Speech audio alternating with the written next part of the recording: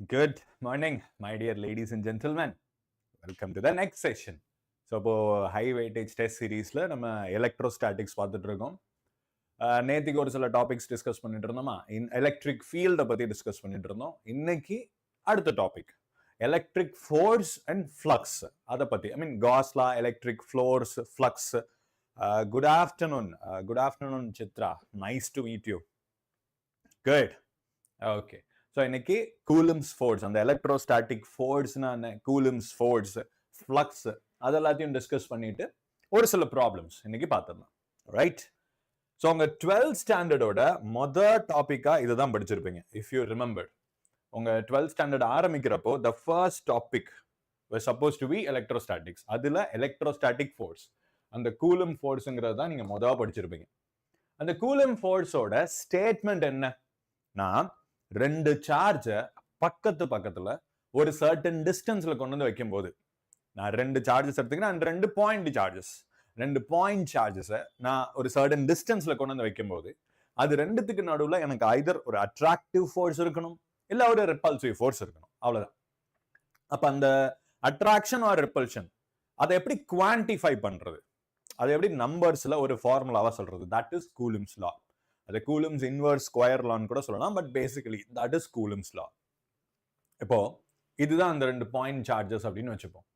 அந்த எக்ஸ்பெரிமெண்ட் எப்படி நடந்திருக்கும் அப்படின்னா, ஒரு சார்ஜை ஃபிக்ஸடா வச்சாச்சு, இந்த டிஸ்டன்ஸையும் ஃபிக்ஸடா வச்சாச்சு. ஒரு சார்ஜ், அந்த டிஸ்டன்ஸ், அது ரெண்டுத்தையும் ஃபிக்ஸடா வச்சாச்சு. வச்சுட்டு அந்த ரெண்டாவது சார்ஜ் இருக்குல்ல, அந்த ரெண்டாவது சார்ஜோட மேக்னிட்டியூட நான் அதிகப்படுத்துறேன். எக்ஸாம்பிளுக்கு டபுள் ஆக்குறேன். அப்ப எனக்கு என்ன ஆகுதுன்னா, அந்த ஃபோர்ஸ் டபுள் ஆகுது. ரைட்? நான் ரெண்டாவது சார்ஜோட மேக்னிடியூட டபுள் ஆக்கும் போது, சே ஃபார் எக்ஸாம்பிள் நான் ஒரு கூலும் இனிஷியலா வச்சிருக்கேன்ப்பா. இப்ப அதை நான் 2 கூலுமா மாத்தினா எனக்கு ரெண்டுத்துக்கும் நடுவுல இருக்கிற ஃபோர்ஸும் டபுள் ஆகுது. அப்ப இதுல இருந்து நான் என்ன சொல்லலாம், என்னோட force is directly proportional to Q2. இப்ப Q2 மட்டும் மாத்தி பாக்குற, என்னையும் சேஞ்ச் பண்ணி பாருன்னு இவன் சண்டைக்கு வருவான். அது எப்படி, ரெண்டு சார்ஜ் இருக்கும் போது நான் ஒரு சார்ஜை மட்டும் வச்சு பாக்குறது, ரெண்டு பேருக்கும் சரிசமமா நடந்துக்கணும்ல. சோ இப்போ Q2 ஃபிக்ஸடா வச்சுட்டு நான் Q1 முதல் சார்ஜ் Q1 இவனை டபுள் பண்ணி பாக்குறேன். அப்ப என்ன ஆகுது, சேம் ரிசல்ட், எனக்கு ஃபோர்ஸும் டபுள் ஆகுது. சோ நான் மீதி எல்லா பாராமீட்டரையும் அப்படியே வச்சுட்டு எவனாவது ஒரு சார்ஜ் டபுள் பண்ணா கூட எனக்கு ஃபோர்ஸ் டபுள் ஆகுது.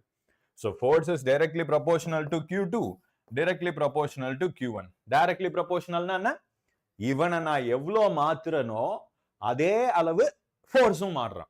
நான் சார்ஜை எவ்வளவு மாத்துறனோ ஃபோர்ஸும் அதே மாதிரி மாறுறான். இப்போ அடுத்து அந்த ரெண்டு பேருக்கு நடுவுல இருக்கிற டிஸ்டன்ஸ் ஆறுன்னு வச்சோமா, அவன் சண்டைக்கு வருவான். ஏலே அவங்க ரெண்டு பேரை மட்டும் மாத்துற, அப்ப நான் மட்டும் இழிச்சவேன்னா என்னோட அனாலிசிஸையும் பண்ணி பாரு அப்படின்னு அவன் வருவான். இப்ப நம்ம என்ன பண்றான், சரிப்பா இவனை டபுள் பண்ணோம், ஃபோர்ஸ் டபுள் ஆச்சு, இவனை டபுள் பண்ணோம், ஃபோர்ஸ் டபுள் ஆச்சு, நான் டிஸ்டன்ஸை டபுள் பண்ணி பாக்குறேனே.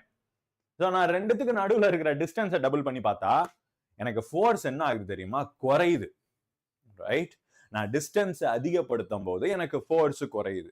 ஆனா அதுவும் ப்ரொபோர்ஷனேட்டா குறையல.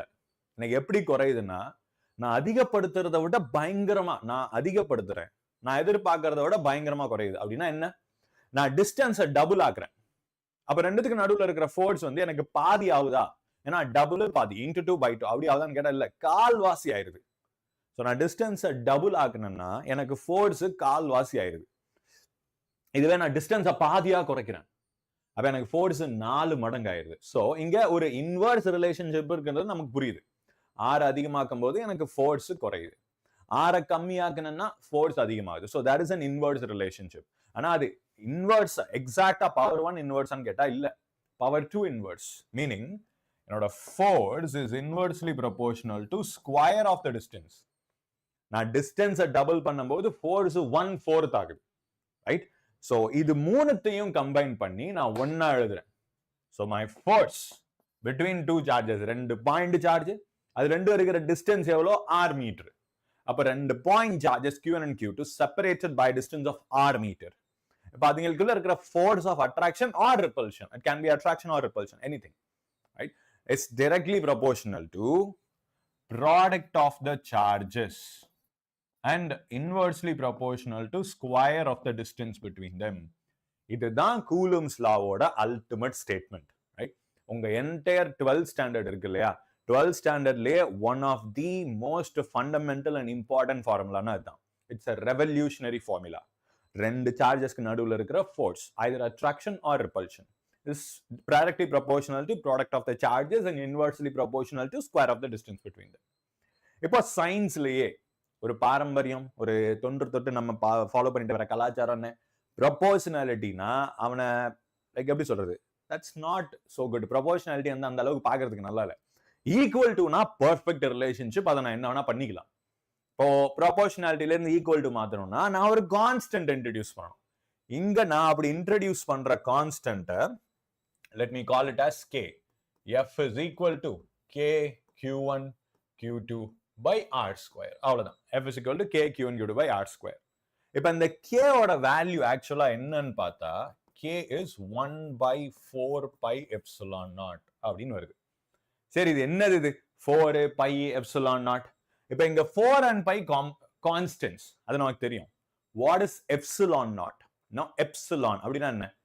எப்சிலான் அப்படின்னா அதுக்கு பேர் என்னன்னு பார்த்தா பெர்மிட்டிவிட்டி ஆஃப் ஃப்ரீ ஸ்பேஸ். நேத்து நம்ம எலக்ட்ரிக் ஃபீல்டு டாபிக் டிஸ்கஸ் பண்ணிட்டு இருந்தோம்ல, அதுலயே நம்ம இதை பத்தி பிரீஃபா பார்த்திருப்போம். Epsilon naught is permittivity of free space. In general epsilon அப்படின்னா பெர்மிட்டிவிட்டி, எப்சிலான் நாட் அப்படின்னா it's permittivity of free space அப்படின்னு சொல்லுவோம். அதோட வேல்யூ, ஷார்ட் வேல்யூ என்னன்னா 8.85 into 10 to the power minus 5, sorry minus 12, 10 to the power minus 12. இப்போ இவனோட unit என்ன வரும்னா, இதை தூக்கி நான் அங்க சப்ஸ்டிடியூட் பண்ணி ஃபைனல் ஃபார்முலாவை நான் எழுதுனேன்னா this is how it will look like. F is equal to 1 by 4 pi epsilon naught q1 q2 by r square. So இப்படிதான் நான் எப்சிலான் நாட்டோட ஃபார்முலா, எப்சிலான் நாட்டை இன்க்ளூட் பண்ணி ஃபார்முலா இப்படிதான் எழுதணும். F is equal to 1 by 4 pi epsilon naught q1 q2 by r square, right? இப்ப இங்க இருந்து நம்ம யூனிட்ஸ் எப்படி கண்டுபிடிக்கலாம்? இந்த எப்சிலான் நாட்டை இந்த பக்கம் கொண்டு வந்துட்டு F இங்க கொண்டு வந்தோம்னு வச்சு பாருங்களேன். Epsilon not is equal to 1 by 4 pi F q1 q2 by r square. இப்போ இந்த எக்ஸ்பிரஷனோட யூனிட் எடுத்து நான் அப்படியே எப்சிலான் நாட்டுக்கு யூனிட்டா போட்டுக்கலாம். என்ன வருதுங்க நியூமரேட்டர்ல? Coulomb square per newton per metre square. So இதுதான் எப்சிலான் நாட்டோட unit, coulomb square per newton per metre square, right? So this is epsilon naught. And இது என்ன அப்படின்னா பெர்மிட்டிவிட்டி ஆஃப் ஃப்ரீ ஸ்பேஸ். சரி sir, permittivity of free space அப்படின்னா என்ன? அதாவது ஒரு மீடியம்குள்ளர இந்த எலக்ட்ரோஸ்டாட்டிக் ஃபோர்ஸ் இல்ல field, in general electrical phenomena எதுவா வேணா இருந்துட்டு போட்டோம். எனக்கு electrostatic force, electrostatic field, electrostatic potential energy, electrostatic potential, எலக்ட்ரோஸ்டாட்டிக்ஸ்ல படிக்கிற எந்த ஒரு பினாமினா வேணா இருந்துட்டு போலாம். அது ஒரு மீடியம்குள்ளர எவ்வளவு ஈஸியா புகுந்து போக முடியும் அப்படின்றத நமக்கு ரெப்ரசென்ட் பண்ற குவான்டிட்டி தான் பெர்மிட்டிவிட்டி. அந்த பேரை பாருங்களேன், பெர்மிட்டிவிட்டி. அப்ப அந்த மீடியம் கொடுக்கிற பெர்மிஷன் அப்படின்னு எடுத்துக்கலாம். இப்ப நம்ம ஒரு இடத்துக்குள்ளார போகும்போது அந்த இடத்தோட ஓனர் பர்மிஷன் இல்லாம போக முடியாதுல்ல. நீங்க கிளாஸ்க்குள்ளார போகணும்னா கிளாஸ் டீச்சர் பர்மிஷன் வேணும், ரைட்? அந்த மாதிரி இன்னொரு வேற யாரோ ஒருத்தர் வீட்டுக்குள்ளார போகணும்னா அவங்களோட பர்மிஷன் வேணும். அப்போ ஒரு எலக்ட்ரோஸ்டாட்டிக் ஃபோர்ஸ் ஆனது இல்ல ஃபீல்டு, நம்ம ப்ராப்பரா சொல்ல போனா ஃபீல்டு அப்படின்னு சொல்லிக்கலாம். நேற்றுக்கே நம்ம அந்த டாபிக் பத்தி டிஸ்கஸ் பண்ணோம்ல. எலக்ட்ரோஸ்டாட்டிக் ஃபோர்ஸ்ங்கிறது எப்படி எக்ஸர்ட் ஆகுது? Through the concept of field. அப்ப அந்த ஒரு சார்ஜோட எலக்ட்ரோஸ்டாட்டிக் ஃபீல்டுங்கிறது ஒரு மீடியம்ல புகுந்து தான் இன்னொரு சார்ஜ் கிட்ட போய் சேரணும். அப்ப அந்த மீடியம் எந்த லெவலுக்கு இவனுக்கு பர்மிஷன் கொடுப்பான், இல்ல அந்த மீடியம்ட்ட இந்த சார்ஜ் அவனோட ஃபீல்ட புகுத்தி கொண்டு போறதுக்கு அந்த மீடியம் எந்த அளவுக்கு இவனுக்கு பர்மிஷன் கொடுக்குது அப்படின்றது தான் பெர்மிட்டிவிட்டி, ரைட்? அதோட நார்மல் மீனிங் என்னன்னு பார்த்தா the ease with which, இல்ல how easy. the ease அப்படின்னா அந்த ஈஸியோட modified word ease. the ease with which electric field can penetrate, இல்ல can prevail or can pass through a medium அப்படின்னு சொல்லலாம். அதுதான் permittivity, right? இப்போ force is inversely proportional to permittivity. Correct பாருங்க, force இங்க இன்வெர்ஸ்ல வருது எனக்கு permittivity. அப்படின்னா என்ன அர்த்தம்?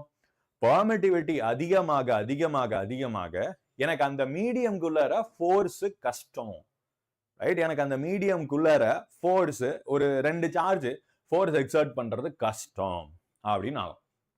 இப்ப எக்ஸாம்பிளுக்கு சொல்ல போனா காத்தையும் தண்ணியும் எடுத்துப்போமே, water as well as air.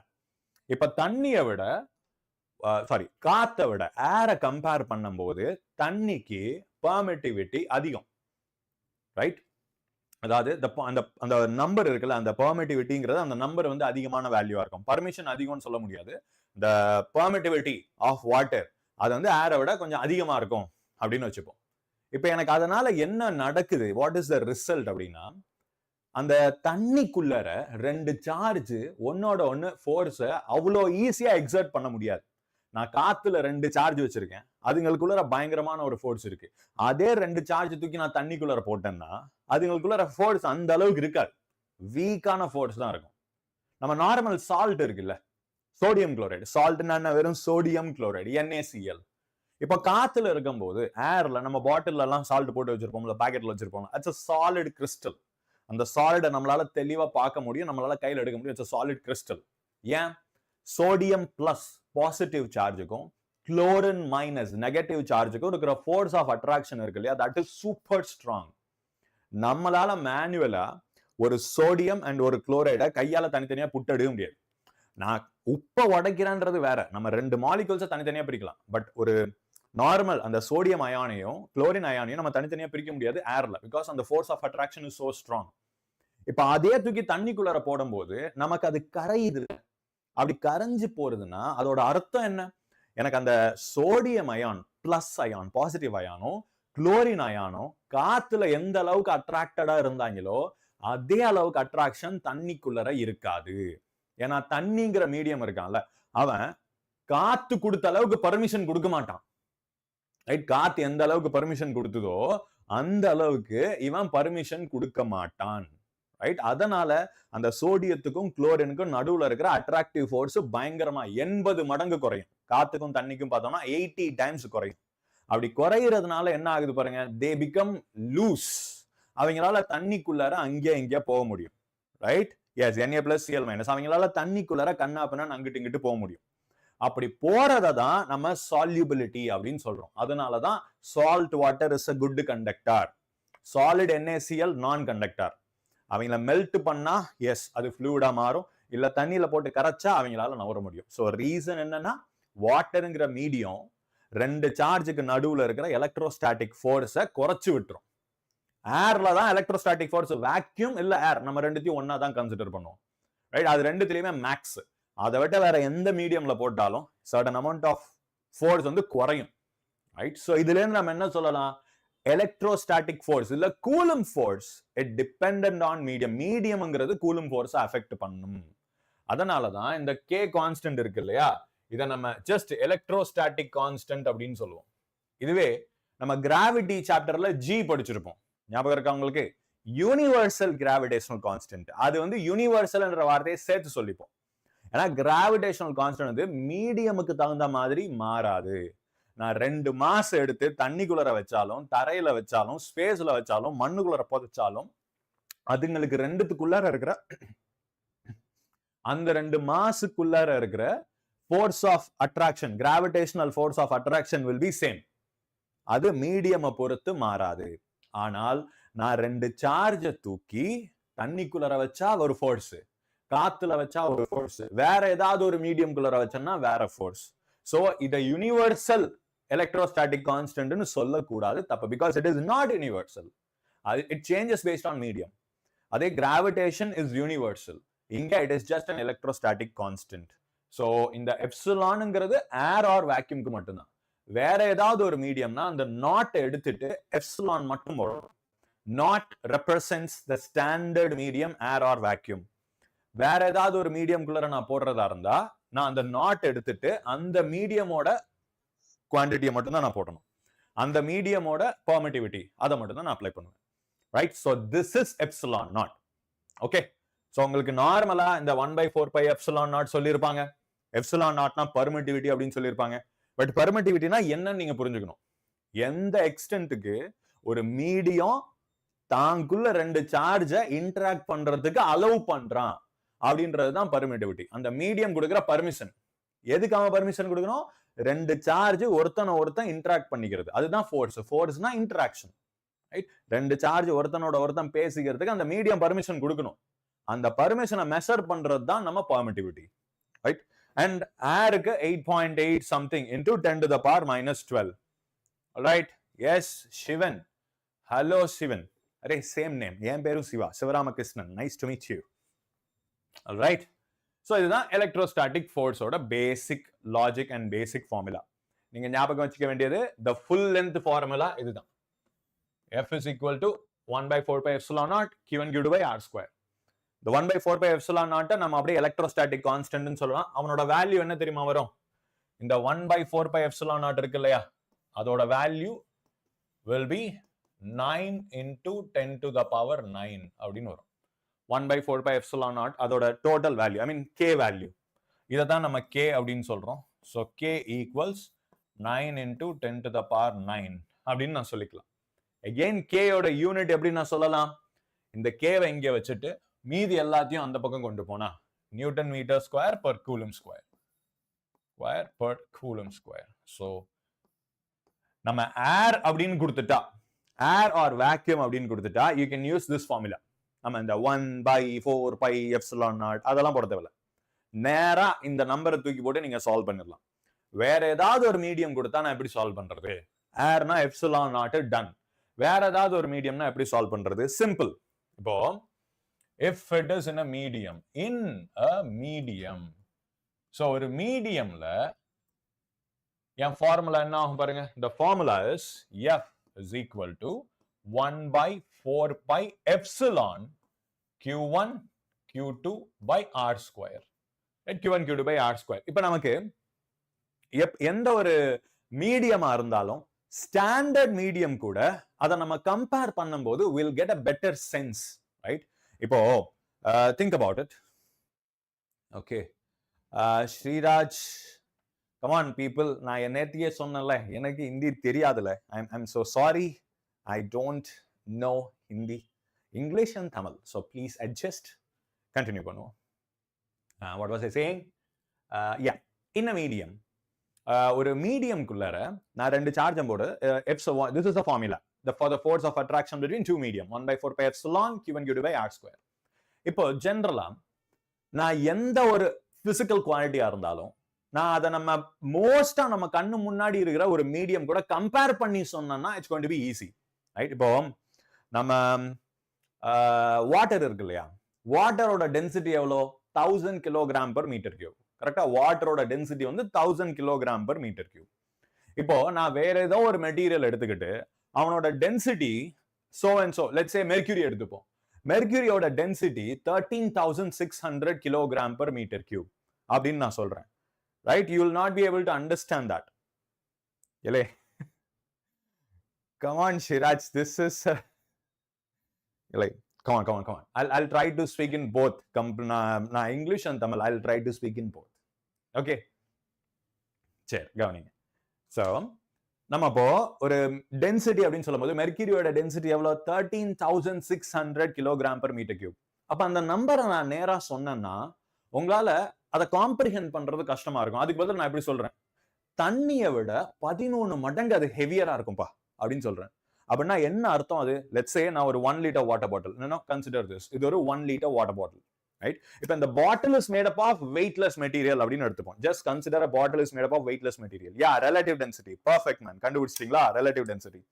Right, this bottle is made up of a weightless material. இப்போ இதுல 1 liter தண்ணி ஊத்துறேன்னு வச்சுப்போம். அதோட மாஸ் எவ்வளவு இருக்குன்னு பார்த்தா 1 kg, ரைட்? 1 liter வாட்டர் அதோட மாஸ் எவ்வளவு இருக்கும் பார்த்தா 1 kilograms. இப்போ இதுலயே நான் தண்ணி எடுத்துட்டு மெர்க்யூரி ஊத்துறேன். அப்ப என்ன ஆகும்? நான் மெர்க்யூரி ஊத்தும் போது இவனோட மாஸ் will become 13.6 kilograms. ஒரு கையில நான் தூக்க முடியாது. 13 கிலோவை நான் இப்படி கேஷுவலா தூக்க முடியுமா? Not possible. இப்போவே இது ஹெவியா இருக்கு, ஏன்னா ஃபுல்லி ஃபில்ட் வித் வாட்டர். 13 கிலோவெல்லாம் ஒரு கையில என்னால தெளிவா தூக்க முடியாது. So the point is we get a better sense இல்ல. 1 லிட்டர் வாட்டர் பாட்டில் 13 கிலோவா? ஸோ நான் கம்பேர் பண்ணி சொல்லும் போது we have a better idea. So அதே லாஜிக்கை தான் நம்ம எங்க யூஸ் பண்ண போறோம்? we are going to use the same logic. என்ன? ஏரோட பெர்மிட்டிவிட்டிங்கிறது we have a normal sense, நமக்கு ஒரு காம்ப்ரிஹென்சிவ் ஐடியா இருக்கும். ஏர்ல ரெண்டு சார்ஜுக்கு நடுவில் this is going to be my force of attraction. இப்ப அத மீடியத்துல தூக்கி போடும்போது ஏர்ல இருந்ததை விட இங்க எவ்வளவு இருக்கும் அப்படி நான் சொன்னேன்னா you'll get a better perspective. காத்துல இருந்ததை விட மீடியம்ல அது எப்படி இருக்கும். சோ அதுக்கு தான் relative density சொன்னீங்க இல்லையா, same similar concept, exactly equivalent to relative density. என்ன இங்க relative permittivity அப்படின்னு, relative permittivity. So meaning we are going to compare permittivity of free space to the permittivity of medium. Relative density formula என்ன? Do you remember பசங்களா? Relative density formula, density of a medium divided by density of water. ஏன் water? நமக்கு லிக்விடுக்கு நமக்கு standard ரெஃபரன்ஸா இருக்கிறது தண்ணி. ஏன்னா பூமியோட சர்ஃபேஸ்ல 70% is filled with water. அதனால நமக்கு லிக்விட் அப்படின்னா the standard definition இல்ல, நமக்கு ஒரு நார்மலா நம்ம லைஃப்ல நம்ம அதிகபட்சமா நம்ம முன்னாடி வர்ற லிக்விட் வந்து water. So that's the standard. இதுவே கேஸ் அப்படின்னா நம்மளோட ஸ்டாண்டர்ட் இஸ் ஏர், ரைட்டா? ஸோ அதனால இங்க நான் ரெண்டு மீடியமுக்கு நான் கம்பேரிசன் போட போறேன். ஒரு மீடியம் இஸ் கிவன், இன்னொரு மீடியம் நான் ஏர் அப்படின்னு எடுத்துக்கிறேன். எலே so relative permittivity is permittivity of a medium divided by permittivity of free space. அவ்வளவுதான். So epsilon r is epsilon by epsilon naught. இப்போ இதை நான் எப்படி பண்ணலாம்னா, I can rearrange this, bring this epsilon naught over here to the other side. So epsilon naught, epsilon r is equal to epsilon, right? Epsilon naught into epsilon r is equal to epsilon.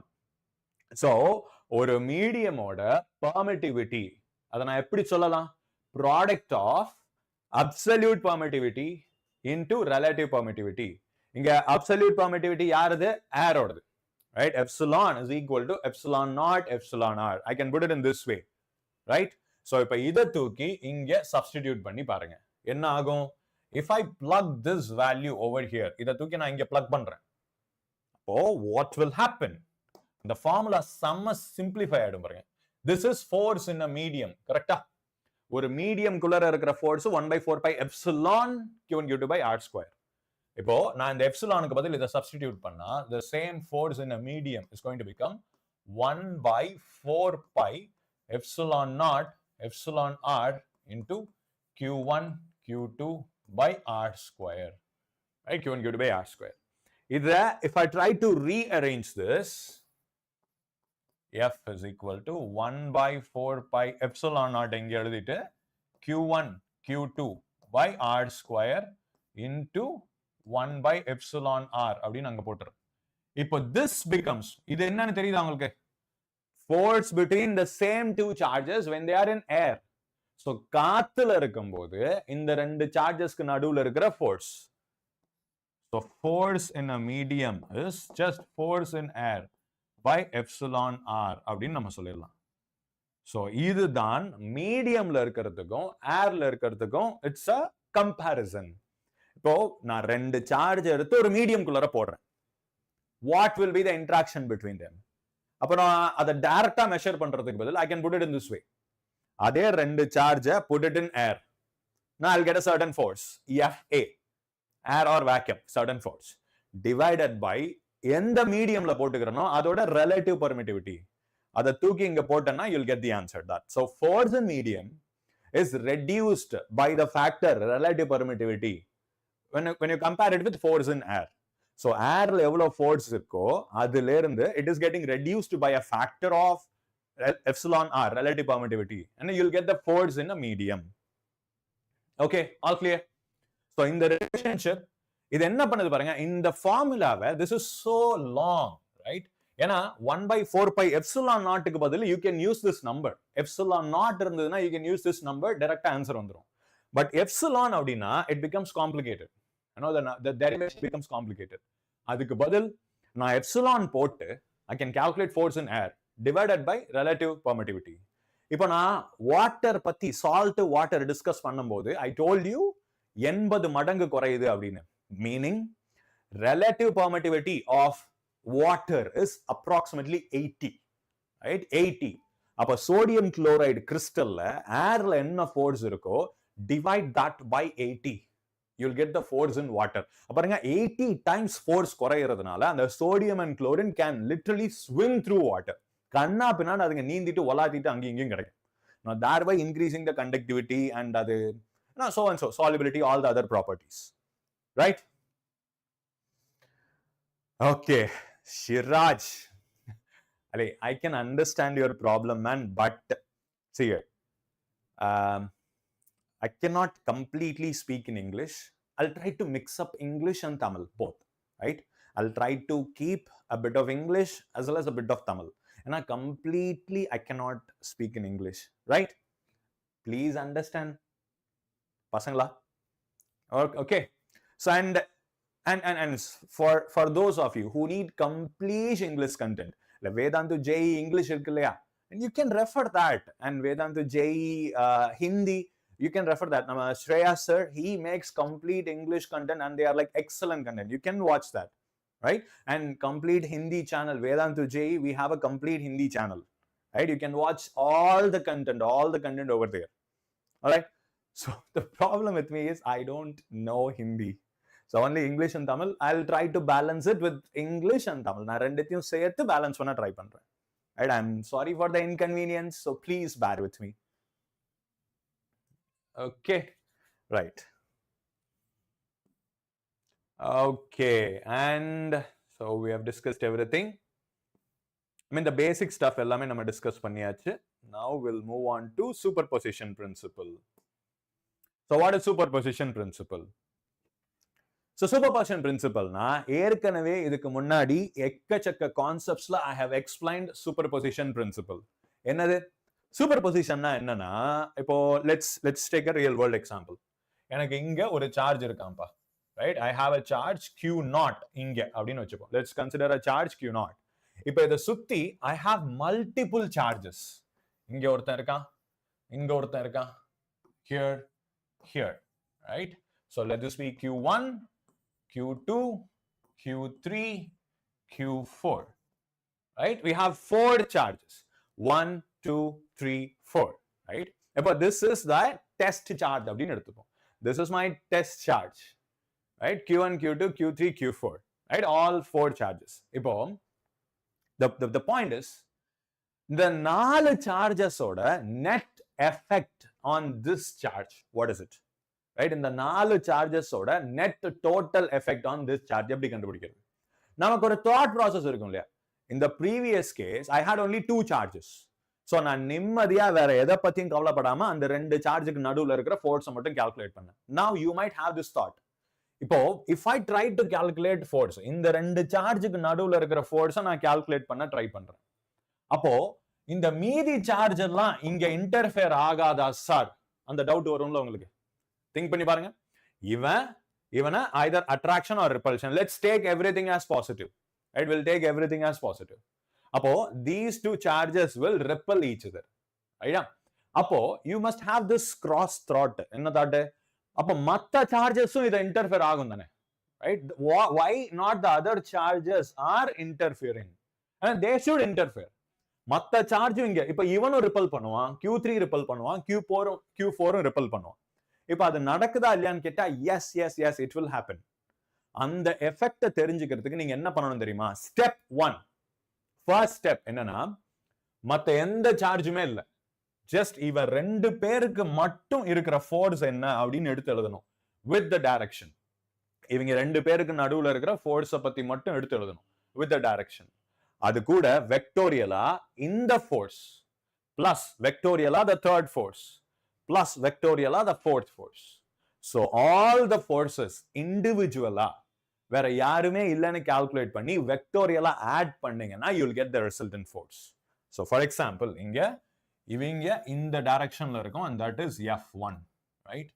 Q2 ல இருந்து இங்க let this be F2, right? Q3 over here F3 and Q4 வேணா let's keep it down to 3. So 3 charges, right? இப்போ F1 vector calculate பண்ணும்போது K Q1 Q2 by இத R1 vector அப்படின்னு எடுத்துப்போம்.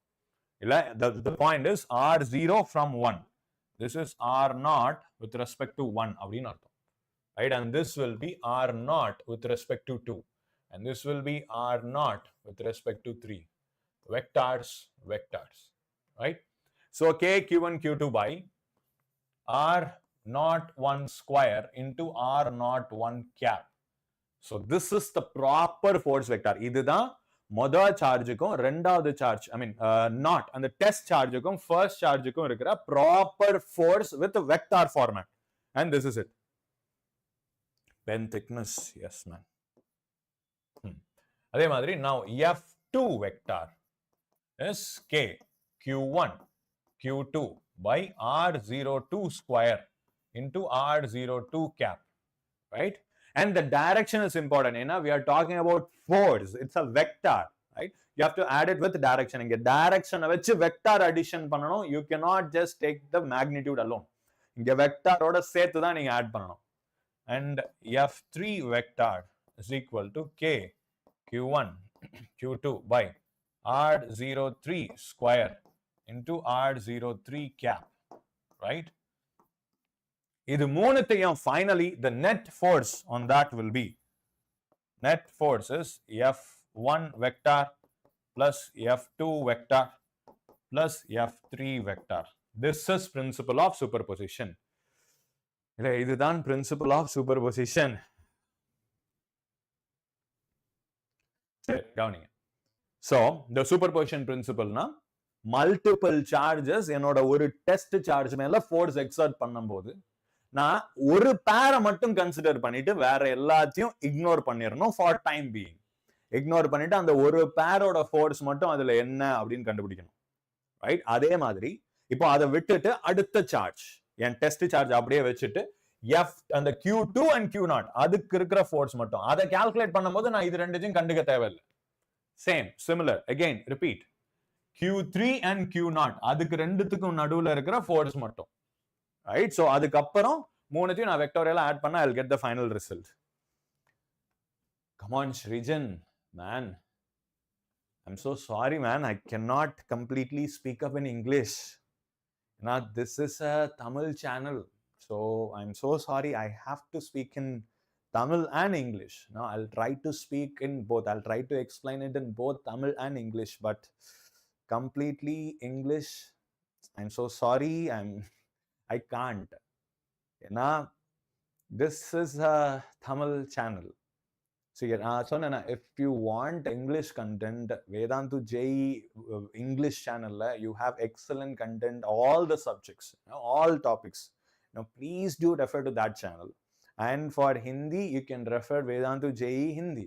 Otherwise, you have a complete content, all subjects, complete Hindi. All right? 12th standard test series, what should I do? Come on, okay, Alan.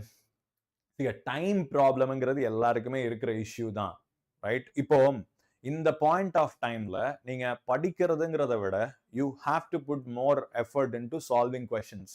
ஏன்னா already we are about to முடிஞ்சிருச்சு. This is October முடிஞ்சிருச்சு இல்லை, இன்னும் November December 2 மாசம் தான் இருக்கு. ஜனவரி மாசம் நம்ம கணக்குல எடுத்துக்க முடியாது.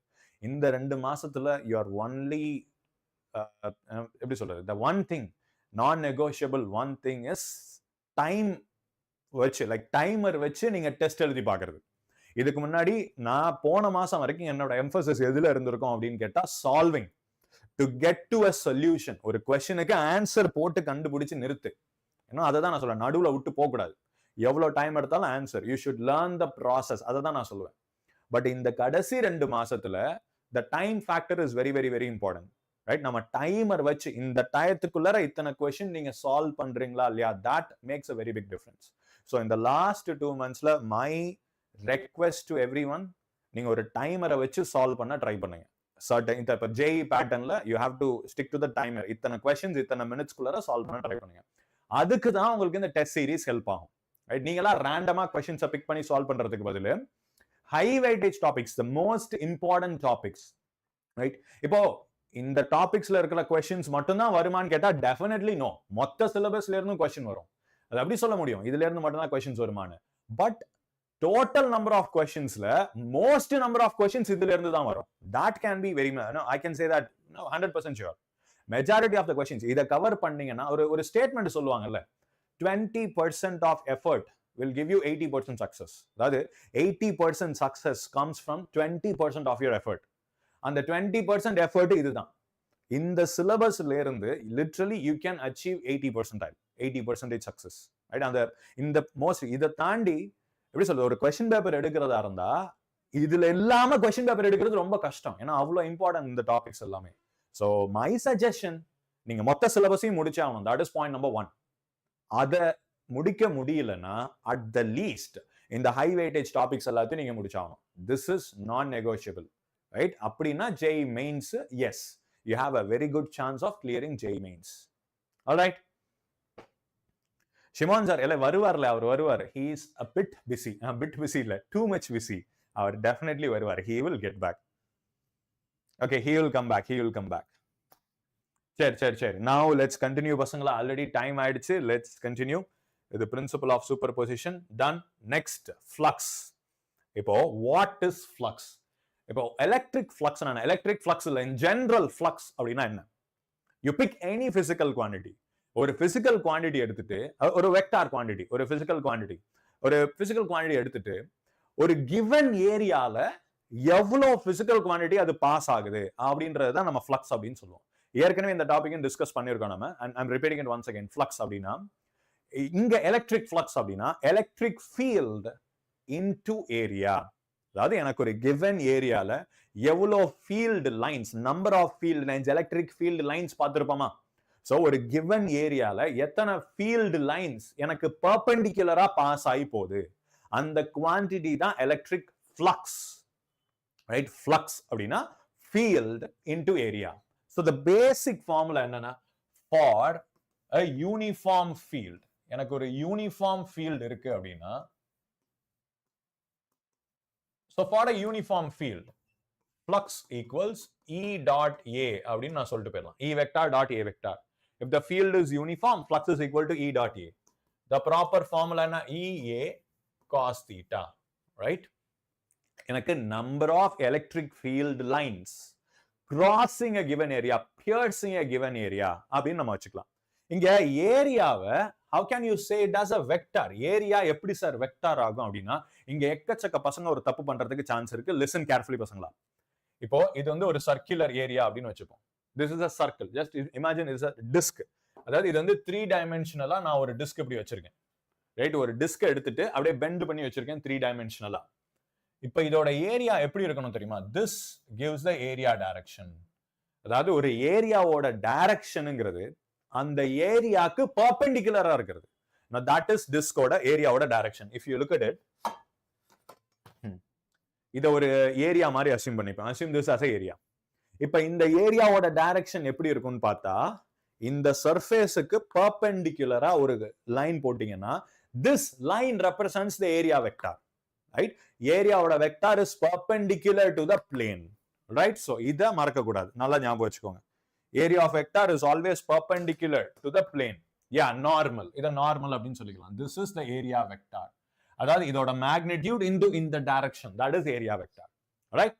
So இப்போ இங்க if you see என்ன பண்றாங்க, இது வந்து அந்த ஏரியால இருக்கிற ஒரு diametrical line அப்படின்னு எடுத்துப்போம். The dotted lines represents the diameter of the area. இது ஒரு circular disk. The dotted line represents diameter of the disk. இப்போ this is going to be the electric field. Electric field எனக்கு இப்படி இருக்கும்னு வச்சுப்போம். This is the electric field. இப்ப நான் என்ன சொல்றேன் உங்ககிட்ட, இங்க 2 ஆங்கிள்ஸ் இம்பார்ட்டன்ட். ஒரு சில क्वेश्चनல உங்களுக்கு ஆங்கிள் எப்படி தெரியுமா கொடுப்பாங்க, அந்த ஏரியாக்கும் லைனுக்கும் இருக்கிற ஆங்கிள், அந்த பிளேனுக்கும் லைனுக்கும் இருக்கிற ஆங்கிள் டைரக்டா கொடுத்துருவாங்க. ஆனா நமக்கு இங்க எந்த ஆங்கிள் தேவை, நார்மலுக்கும் லைனுக்கும் இருக்கிற ஆங்கிள், ரைட்? நமக்கு 2 ஆப்ஷன்ஸ் இருக்கு. ஒன்னு, அந்த நார்மலுக்கும் லைனுக்கும் இருக்கிற ஆங்கிள் தான் நான் இந்த தீட்டாவா யூஸ் பண்ணிக்கணும். பிகாஸ் எனக்கு இந்த theta represents the angle between the 2 vectors, right? அப்ப அது A and E க்கு நடுவுல இருக்கிற ஆங்கிள் தான் தீட்டா. சம்டைம்ஸ் நமக்கு என்ன வரும்னா, இந்த பிளேனுக்கும் எலக்ட்ரிக் ஃபீல்டுக்கும் நடுவுல இருக்கிற ஆங்கிள் கொடுக்கறதுக்கு சான்ஸ் இருக்கு. அந்த பிளேனுக்கும் எலக்ட்ரிக் ஃபீல்டுக்கும் நடுவுல இருக்கிற ஆங்கிள் எப்படின்னா இந்த ஆங்கிள் கொடுக்கறதுக்கு சான்சஸ் இருக்கு, ரைட்? சோ திஸ் ஆங்கிள் கொடுக்கறதுக்கு சான்ஸ் இருக்கு. அதை கொடுத்தாங்கன்னா நீங்க அதை தூக்கி இங்க சப்ஸ்டிடியூட் பண்ணக்கூடாது, தப்பாயிடும், ரைட்? அதுல இருந்து என்னோட நார்மல் எவ்வளவு ஆங்கிள் இருக்கு அப்படின்றத கண்டுபிடிச்சு நான் இங்க சப்ஸ்டிடியூட் பண்ணணும். ஜஸ்ட் அதை மட்டும் ஞாபகம் வச்சுக்கோங்க, right? So theta is the angle between normal to the area. Theta என்னதுன்னா It's the angle between normal to the surface and electric field. இதுல நிறைய பசங்க தப்பு பண்றதுக்கு சான்ஸ் இருக்கு. இதை மட்டும் ஞாபகம் வச்சுக்கோங்க. ரைட்? அண்ட் இது ஒரு யூனிஃபார்ம் அப்படின்னு சொல்லியாச்சு. ஃபார் நான் uniform field, we'll take a next page. If the field is non-uniform, for non-uniform இல்ல non-uniform field இல்ல non-uniform surface ஏதோ ஒண்ணு, எனக்கு இப்ப ஃபீல்டோ இல்ல ஒரு சர்ஃபேஸோ நான் யூனிஃபார்மா இருந்தது அப்படின்னா, ஃபார் நான் யூனிஃபார்ம் கண்டிஷன்ஸ், லெட்ஸ் சே எனக்கு ஒரு சர்ஃபேஸ் இப்படி பெண்ட் ஆகுது, அங்க எலக்ட்ரிக் ஃபீல்டு ரேண்டமா இப்படி போகுது அப்படின்னு வச்சுப்போம். This is electric field lines and this is the surface. இப்ப நம்ம மொத்தமா அந்த E into A யூஸ் பண்ண முடியாது. So what will I do? நான் இங்கிட்ட ஒரு குட்டியோண்டு சர்ஃபேஸ் எடுத்துக்கிறேன். Right? I am taking a small amount of surface, DA. Right? அந்த குட்டி சர்ஃபேஸோட ஏரியா வந்து லெட்ஸ் சே DA அப்படின்னு எடுத்துப்போம். ரைட்? அப்ப திஸ் இஸ் அந்த DA ஓட வெக்டார் இந்த டைரக்ஷன்ல இருக்கு அப்படின்னு வச்சுப்போம். DA வெக்டார், இது E வெக்டார் அப்படின்னு எடுத்துப்போம். அப்ப அந்த ரீஜன்ல இருக்கிற ஸ்மால் ஃப்ளக்ஸ் என்ன வரும்? d5 is equal to E dot dA vector அப்படின்னு வரும். So total flux is integral d5, which is integral E dot dA. Right? So this is the total flux. So when the field is uniform, E dot A. இப்ப எனக்கு இந்த field area ஏதாவது நான் யூனிஃபார்மா இருந்ததுன்னா, நான் சின்னோண்டு ஒரு ரீஜன், அந்த குட்டியோண்டு region எடுத்துக்கிட்டு அதுல d5, a small amount of flux எவ்வளோன்னு கண்டுபிடிச்சு I'll have to integrate it over the whole area. அப்ப எனக்கு total flux என்ன அப்படின்றது கிடைக்கும். Right? So this is about electric flux. இங்க இருக்கு பாருங்க. And one more thing, நம்ம perpendicular area vector மட்டும் தான் கன்சிடர் பண்ணணும். என்னோட ஃபீல்டுக்கும் ஏரியாக்கும் the relationship should be perpendicular. எனக்கு perpendicular-ஆ இருந்ததுன்னா I'll get the proper flux. perpendicular-ஆ இல்லைன்னா நான் அந்த perpendicular காம்பனண்ட்டை எடுத்துக்கணும். ஸோ இங்க எலக்ட்ரிக் ஃபீல்டு இப்படி இருக்கு, ஏரியா இந்த டைரக்ஷன்ல இருக்கு, அது ரெண்டுத்துக்கும் நடுவில் இருக்கிற angle theta. So integral E dot dA cos theta. இது நீங்க ஸ்ட்ரெச் பண்ணி எழுதணும்னாலும் E dA cos theta அப்படின்னு வந்துடும். இங்க வெக்டார் ஃபார்மேட்ல இருக்கு, அதனால cos theta கொடுக்கல. Normally you have to use cos theta. Okay. Applications of Gauss law நம்ம பார்த்தோம்ல? Not yet. ஓகேப்பா, டைம் பயங்கரமா ஓடிட்டு இருக்கு. Okay, so now will discuss Gauss law. இப்போ Gauss law அப்படின்னு சொல்லிட்டு ஒரு லா இருக்கு.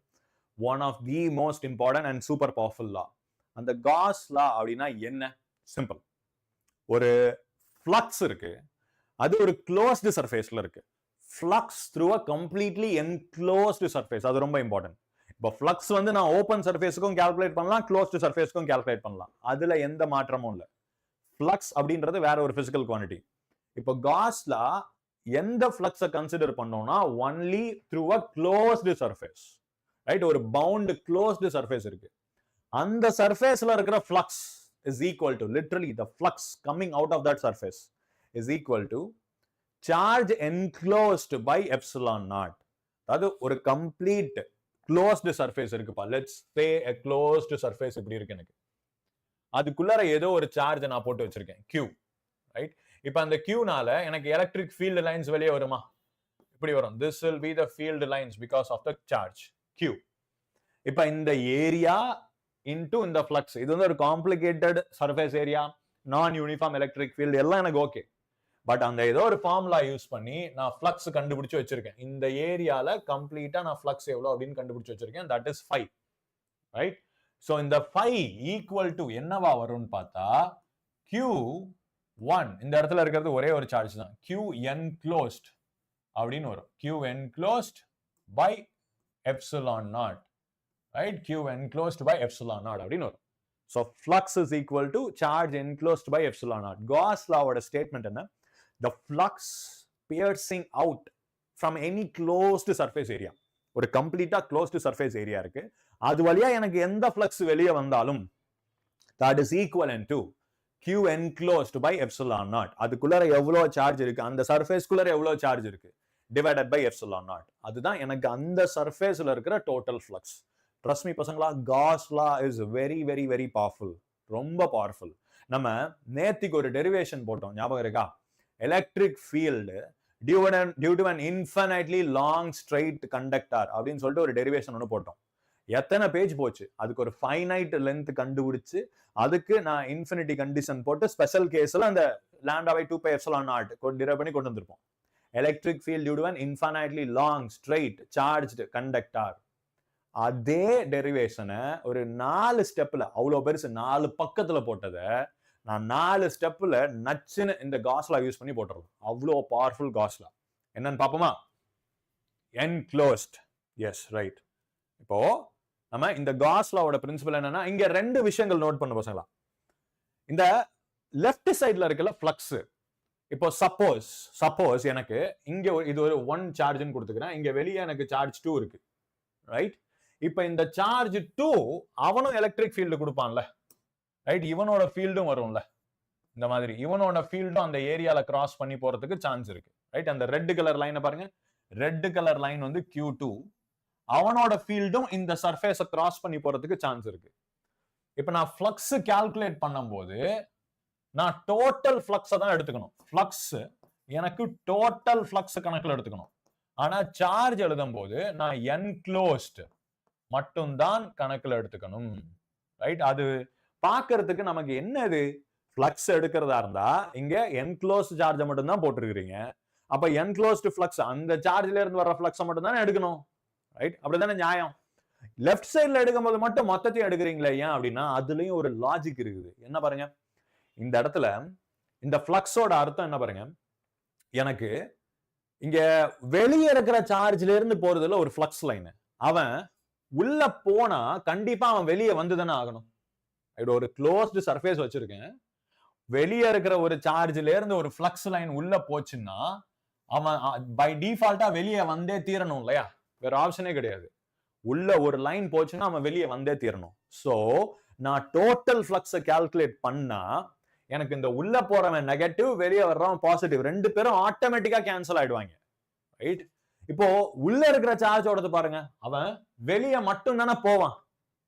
உள்ள இருக்கிற சார்ஜோட ஃப்ளக்ஸ் வந்து வெளியே அவுட்வர்ட் டைரக்ஷன்ல ஒரு தடவை தான் கிராஸ் பண்ணுவான் அந்த சர்ஃபேஸ். வெளியே இருக்கிற சார்ஜோடது 2 தடவை, 1 தடவை உள்ள போறதுக்கு, இன்னொரு தடவை வெளியே வர்றதுக்கு. சோ நான் மொத்த ஃப்ளக்ஸை கால்குலேட் பண்ணும்போது வெளியே இருந்து சார்ஜ் போகுதுல்ல, அவனோட ஃப்ளக்ஸ் வருது, அந்த எலமெண்ட் வந்து பாசிட்டிவ் நெகட்டிவ் ஆட்டோமேட்டிக்கா கேன்சல் ஆயிடும். நான் மேனுவலா எதுவும் பண்ண தேவையில்லை. நான் ஃப்ளக்ஸ் கால்குலேட் பண்ணும்போது மொத்த ஃப்ளக்ஸையும் எடுத்து போட்டுக்கலாம். வெளியே இருந்து ஒருத்தன் ஃப்ளக்ஸ் கொடுத்தான்னா அவனோடது உள்ளேயும் வரும், உள்ள வந்ததுக்கு அப்புறம் வெளியே போறதுனால பாசிட்டிவ் நெகட்டிவ் காலி ஆயிடும். அதை பத்தி நான் ஒரி பண்ண தேவையில்லை, ரைட்? ஸோ ஜென்ரலா ஞாபகம் வச்சுக்கோங்க, காஸ் லால நான் ஃப்ளக்ஸ் கண்டுபிடிக்கும் போது நான் மொத்தத்தையும் யூஸ் பண்ணிக்கணும். நான் காஸ் லால ஃப்ளக்ஸ் கண்டுபிடிக்கும் போது மொத்த ஃப்ளக்ஸையும் கணக்கில் எடுத்துக்கணும். பட் சார்ஜ் எழுதும் போது அந்த பவுண்டரிக்குள்ளர எந்த சார்ஜ் இருக்கோ அதை மட்டும் தான் எழுதணும். ரொம்ப இம்பார்ட்டன்ட். இந்த பவுண்டரிக்குள்ளர இருக்கிற சார்ஜை மட்டும் தான் ரைட் சைட்ல. சோ இதை ஒரு தனி கண்டிஷனாவே நம்ம சொல்லலாம், ஏன்னா நிறைய பசங்க தப்பு பண்ணுவாங்க. In Gauss law, flux is due to all the charges, inside and outside, all the charges. But the charge right side ல எழுதும் போது only inside the closed surface. Enclosed charge மட்டும் தான் நான் கணக்குல எடுத்துக்கணும். Right? I think you understood now. இப்போ நம்ம questionக்கு போலாம். Question. என்ன question? Second. So எனக்கு ஒரு infinitely long straight current carrying conductor, current இல்ல, sorry, இன்னொரு சாப்டர் நடத்திட்டு இருந்தேன்னா கரண்ட்னே வருது. நம்ம சார்ஜ்டு வயர் அப்படின்னு வச்சுப்போம். 𝑯𝒆𝒍𝒐 போட்டுக்கிட்டு இருந்தோமா, சோ அதனால கரண்ட் கேரிங் கண்டக்டர்னே வந்துட்டு இருக்கு. Charged wire, infinitely long charged wire அப்படின்னு வச்சுப்போம். இப்ப இவனோட electric field at a distance r நான் கண்டுபிடிக்கணும். இது வந்து இன்ஃபினிட்டியா போகுது. இவன்கிட்ட இருக்கிற charge let's say positive charge அப்படின்னு வச்சுப்போம். இவன் மேல கண்டினியூஸா நான் பாசிட்டிவ் சார்ஜ் கொடுத்துருக்கேன். இந்த சார்ஜ் வந்து சைட்ல இல்ல, இந்த வயர் மேல இருக்கு அப்படின்னு வச்சுப்போம். இப்போ இவனை சுத்தி நான் ஒரு சிலிண்ட்ரிக்கல் காஸ் சர்ஃபேஸ் இமேஜின் பண்ணிக்கலாம். இன்னொரு இம்பார்ட்டன்ட் பாயிண்ட் பசங்களா, நீங்க காசியன் சர்ஃபேஸ், அதாவது அந்த காஸ் லாக்கு ஒரு க்ளோஸ்டு சர்ஃபேஸ் வேணும்ல, அந்த க்ளோஸ்டு சர்ஃபேஸ் முடிஞ்ச அளவு சிமெட்ரிக்கலா எடுத்தீங்கன்னா ப்ராப்ளம் ஈஸி. ஸோ காஸ் லா யூஸ் பண்ணி நீங்க ஒரு ப்ராப்ளம் சால்வ் பண்றீங்கன்னு வைங்க, எப்பவுமே அங்கிட்டு ஒரு சிமெட்ரி இருக்கிற மாதிரி எடுத்தீங்கன்னா எலக்ட்ரிக் ஃபீல்டை ஈஸியா கண்டுபிடிச்சிடலாம். ரைட்? சோ இந்த இடத்துல ஒரு குச்சி, ஸ்ட்ரைட் குச்சி, அவனுக்கு நான் என்னத்த சிமெட்ரிக்கலா எடுக்கிறது? அவனை சுத்தி ஒரு சிலிண்டர், அவ்வளவுதான். அவனோட ஆக்சிஸ்ல அந்த குச்சியை போட்டு அவனை சுத்தி ஒரு ஹைப்போதெட்டிக்கல் சிலிண்டர் எடுத்தேன்னா அதுதான் எனக்கு சிமெட்ரிக்கல் காஸியன் சர்ஃபேஸ். ரைட்டா? இப்போ இதுதான் சிமெட்ரிக்கல் காஸியன் சர்ஃபேஸ். இப்போ எனக்கு இங்க எத்தனை சர்ஃபேஸ் இருக்கு? 1, இந்த கர்வ்டு சர்ஃபேஸ் 2வது, கீழே ஒரு சர்க்குலர் சர்ஃபேஸ் 3வது. ரைட்டா?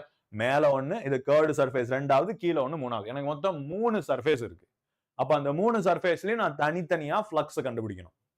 சரியா? அப்ப இந்த ஃப்ளக்ஸ் என்ன பண்ணுவாங்க? ∅1 plus ∅2 plus ∅3. அந்த 3 சர்ஃபேஸ்ல நான் தனித்தனியா ஃப்ளக்ஸ் எடுத்து எழுதிக்கிறேன்.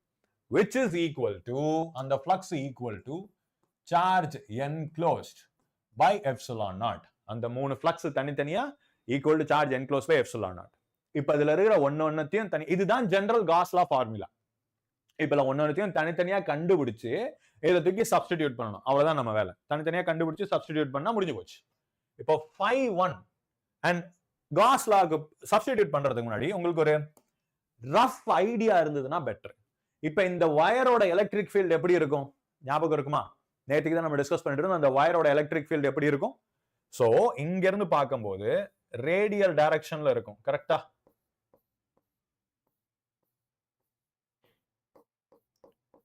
சோ இதை நீங்க 3 டைமென்ஷனலா 2Dல பார்க்க கொஞ்சம் கொடூரமா இருக்கும். 3 டைமென்ஷனலா இமேஜின் பண்ணி பாருங்க.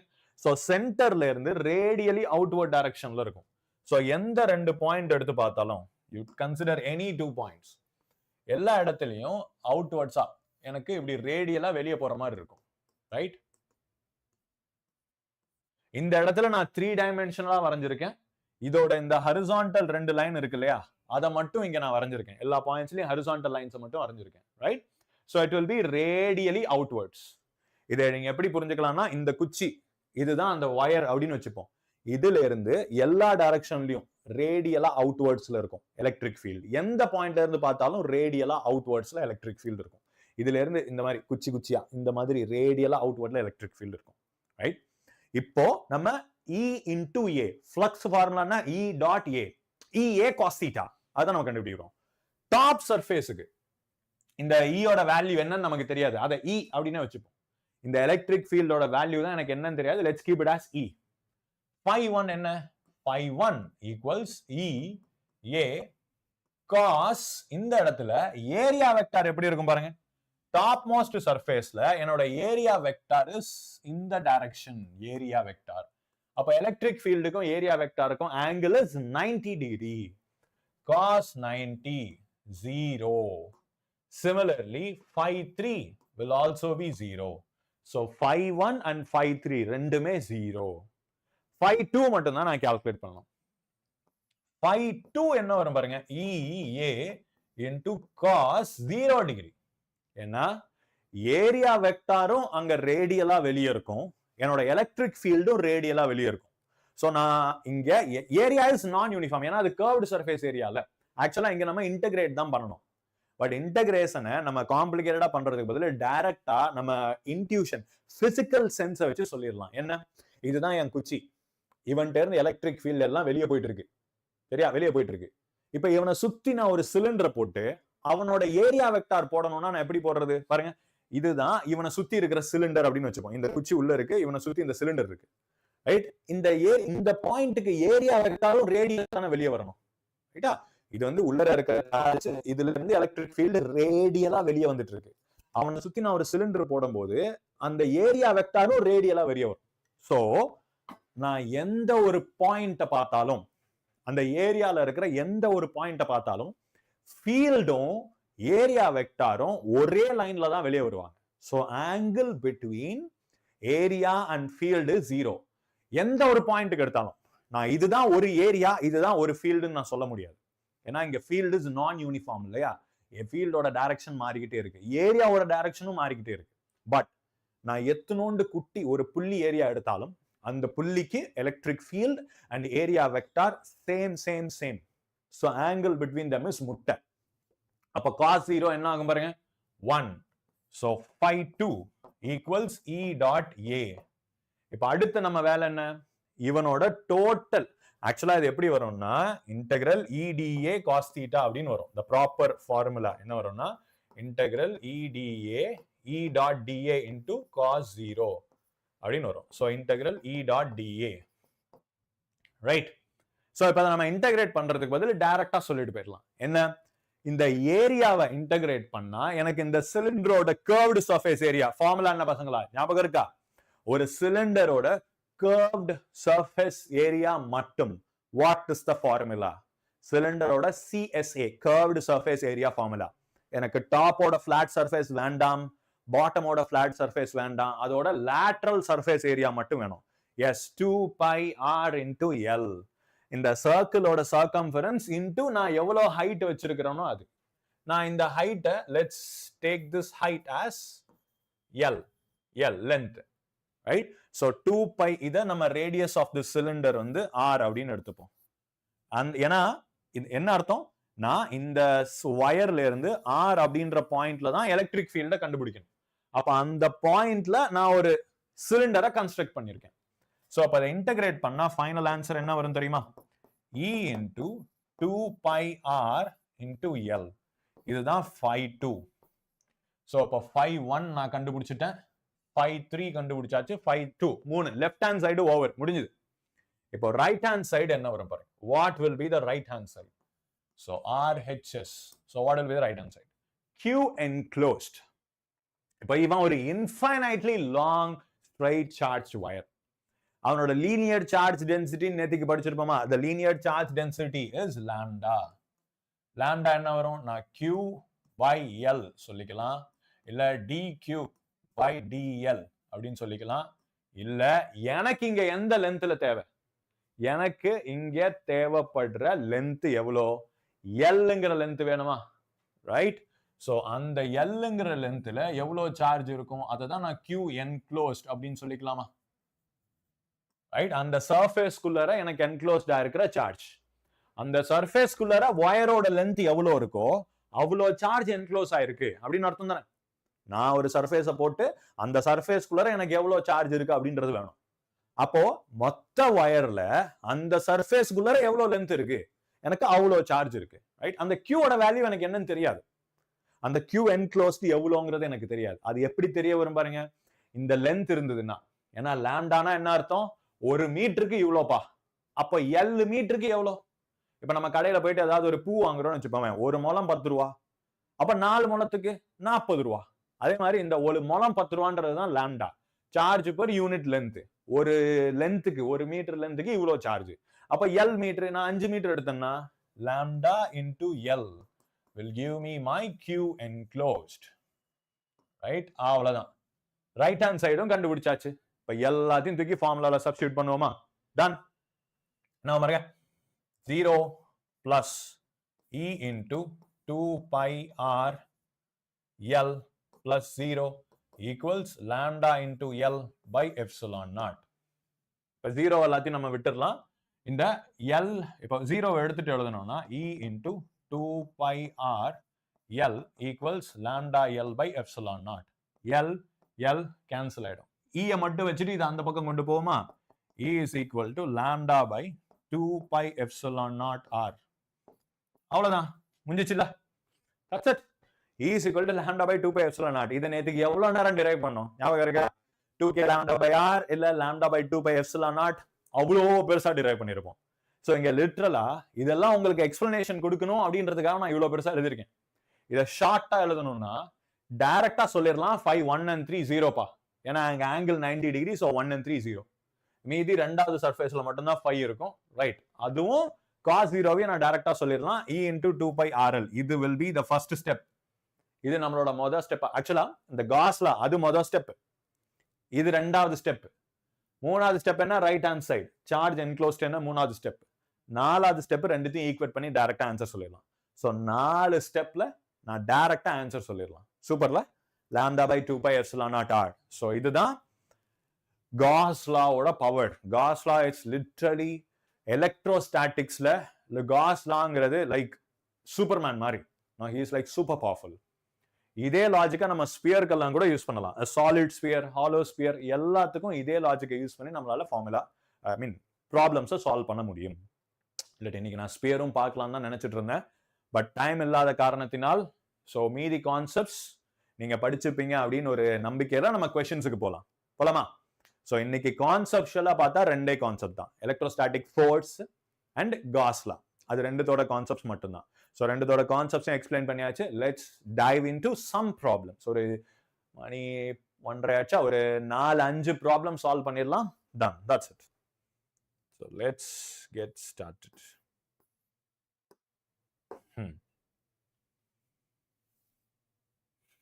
Infinite long wire, lambda. பாருங்க, infinitely long wire has uniform linear charge density lambda is equal to 2 nanocoulomb per meter. 2 nanocoulomb per meter. The net flux through the Gaussian cube of side length √3 centimeters. அதாவது இது ஒரு cube, அந்த கியூபோட side length √3 centimeter. If the wire passes through any two corners of the cube, right, that are maximally displaced from each other, what would be x Newton meter square per coulomb, where x is? அதாவது இங்க என்ன கேட்டுக்கிறாங்க அப்படின்னா, எனக்கு ஒரு infinitely long wire இருக்கு. Infinitely long wire, அதாவது infinitely long wire, அதை மட்டும் ஞாபகம் வச்சுக்கோங்க. இன்ஃபைனைட்லி லாங் வயர், சரியா?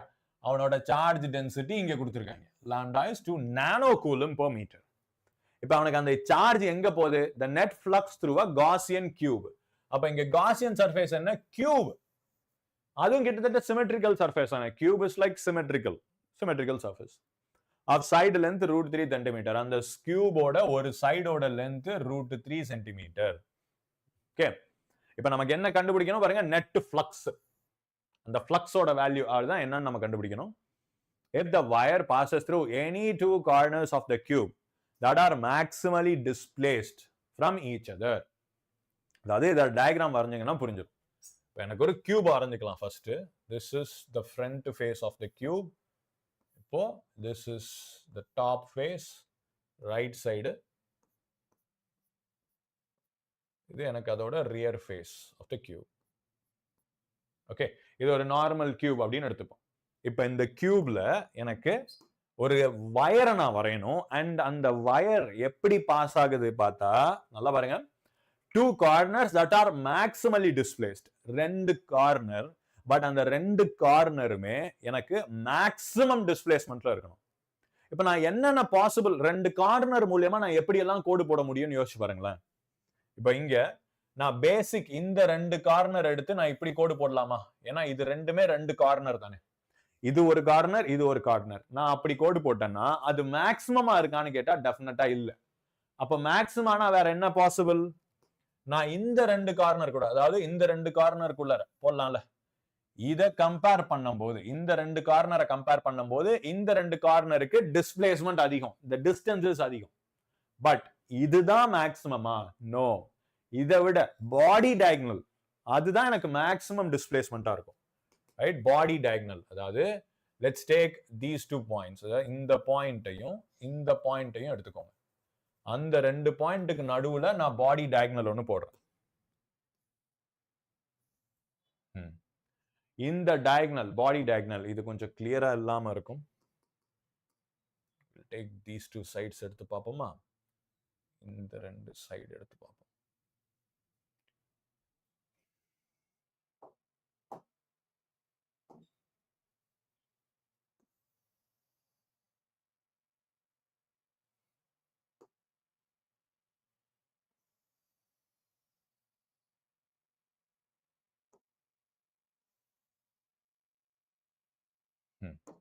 சோ இதுதான் பாடி diagonal.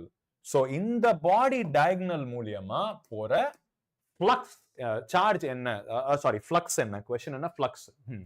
the net flux through this is x Newton meter square per coulomb. Right, அப்போ இந்த கியூபுக்குள்ளார போற ஃப்ளக்ஸ் எவ்வளோ அப்படின்றது தான் क्वेश्चन பா. சோ ஒரு வயர் இருக்கு, அந்த வயரோட லாம்டா கொடுத்துட்டாங்க. இப்ப அந்த வயரை சுத்தி ஒரு கியூப் கன்ஸ்ட்ரக்ட் பண்ணிருக்காங்க. ரைட், இப்ப அந்த கியூப் வழியா இந்த வயர்ல இருக்கிற சார்ஜ்னால போற ஃப்ளக்ஸ் எவ்வளோ அதை தான் நம்ம கால்குலேட் பண்ணணும். சூப்பர்ல. சோ இந்த கியூப் வழியா அந்த வயர்ல இருந்து இந்த கியூப் வழியா போற ஃப்ளக்ஸ் என்னன்றதை நம்ம கால்குலேட் பண்ணணும். Right, so simple. இப்ப நமக்கு நேரா ஒரு சர்ஃபேஸ்லயும் சார்ஜ், அதாவது எலக்ட்ரிக் ஃபீல்டு இன்டு ஏரியாலாம் அப்படிலாம் யூஸ் பண்ணோம்னு வச்சுக்கோங்களேன், விடிஞ்சிரும். கம்ப்யூட்டர் இல்லாம நம்மளால சால்வ் பண்ண முடியாது. அதுக்கு பதில் நம்ம என்ன பண்ணிக்கலாம்? காஸ் லா இருக்கவே இருக்காரு நம்ம ஐயா காஸ். காஸ் லா என்ன? Net charge enclosed by epsilon naught equals flux. இப்போ இந்த டப்பாக்குள்ளர எவ்வளவு சார்ஜ் இருக்கு, அந்த சார்ஜ் எவ்வளவுன்றத கண்டுபிடிச்சு டிவைடு பை எப்சிலான் நாட்டை போட்டோம்னா ஃப்ளக்ஸ் கிடைச்சிருச்சு. அவ்வளவுதான். நம்ம அந்த இ இன்டு ஏ பக்கம் போவே தேவையில்லை. ஃப்ளக்ஸோட original formula E into A. But அது பக்கம் நான் போவே தேவையில்லை. Just Q enclosed by epsilon naught எனக்கு போதும். இப்போ இவன்ட்ட இருக்கிற என்க்ளோஸ்டு சார்ஜ் எப்படி நான் கண்டுபிடிக்கிறது? சிம்பிள். அவனோட லென்த் என்ன அப்படின்றத நான் கண்டுபிடிக்கணும். அந்த வயரு, அந்த கியூபுக்குள்ள இருக்கிற வயரோட லென்த் எவ்வளோ அப்படின்றத கண்டுபிடிக்கணும். சோ ஒரு கியூபோட பாடி டயகனல் ஃபார்முலா ஞாபகம் இருக்கா பசங்களா? ஒரு கியூபோட சைடு ஏ அப்படின்னு வச்சுப்போம். If the side of a cube is a, அந்த கியூபோட பாடி டயகனல் வேல்யூ என்ன? ஒரு ஸ்கொயருக்கு நம்ம எப்படி கண்டுபிடிக்கிறோமோ அதே மாதிரி நெக்ஸ்ட் லெவல் யூஸ் பண்ணி கண்டுபிடிக்கணும். ஞாபகம் இருந்தா ஃபார்முலா எனக்கு ஆன்சர்ல சொல்லுங்க பாப்போம். ஒரு ஸ்கொயரோட டயகனல் எப்படி கண்டுபிடிக்கிறது? அது ஈஸி, எல்லாருக்கும் தெரியும். இது ஏ, இது ஏ, ரைட்? 4 சைடுமே ஏ. அப்போ this becomes √2a அப்படின்னு ஆயிடும். இதுதான் ஒரு ஸ்கொயரோட நார்மல் டயகனல். இப்போ இந்த கியூபுக்கு டயகனல் நம்ம எப்படி கண்டுபிடிக்கணும்னா, கொஞ்சம் 3 டைமென்ஷனலா நீங்க இமேஜின் பண்ணி பாத்தீங்கன்னா ஈஸி. அதாவது இது எனக்கு ஒரு கியூபு,